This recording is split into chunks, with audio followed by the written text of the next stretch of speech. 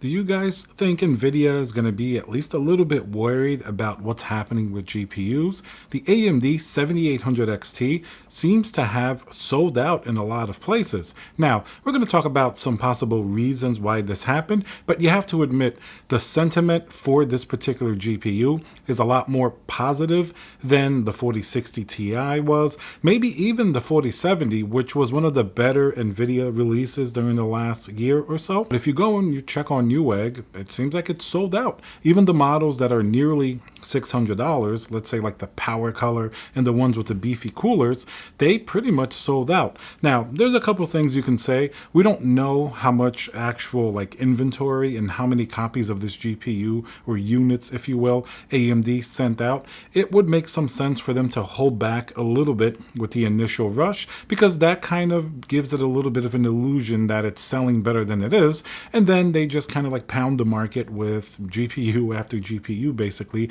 after people seem to be wanting to buy it. Now, it is true that in that $500 range, it hasn't really been safe to buy a GPU for a very long time. I mean, the 4070, $600, that's going to be kind of outside of the budget of most people, and the 4060 Ti just was not appetizing enough, neither the 8GB nor the 16GB version, which although it's $500, it really didn't make gamers very happy. And now let's hear a word from our sponsor, VIP-CDKdeals.com, a Windows 10 Pro CD key. Add to cart, you put in code CC20. This will also work on Windows 11. You want to go into your settings in Windows, change and adjust your CD key, click activate, and now let's go back to the video. The first thing that we can point to is Nvidia dropped the price of the 4060 Ti 16GB down to, I saw, as low as $430 the other day.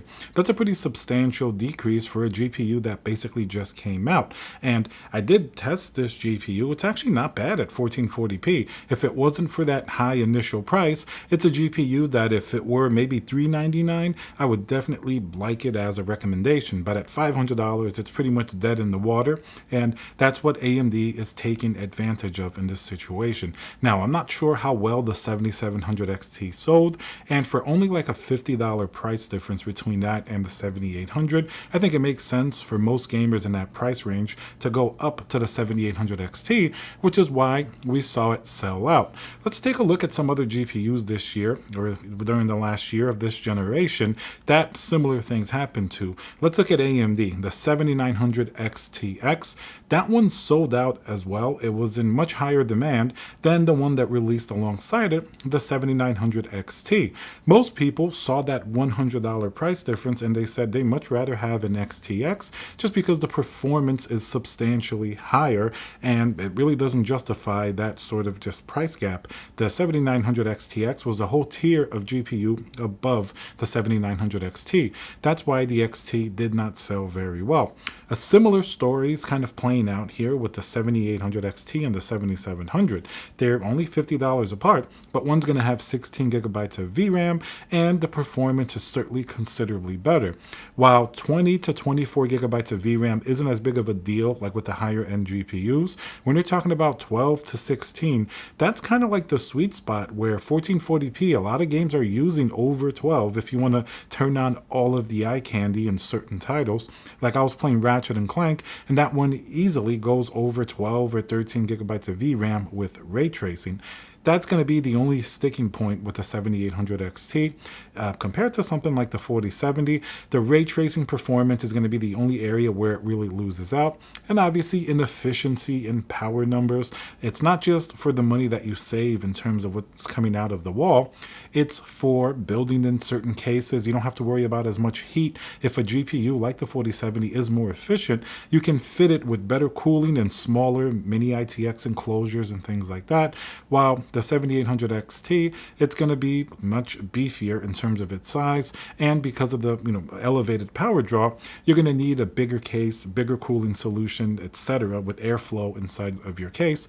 That's something else to kind of think about, but overall, I think the reason why most people are going for the 7800 XT, they basically view it as $100 cheaper than the 4070 Ti, and overall seems to perform better. You can't really argue against that type of price to performance. Now, it's not ideal, it's not the perfect GPU, and it would have been better if it was like $449 or maybe even, $425 or something like that, and maybe the 7700 XT was like, well under $400, but it's what we currently have now, and at least it's better than some of the offerings that Nvidia is putting out, like the 4060 Ti at $500.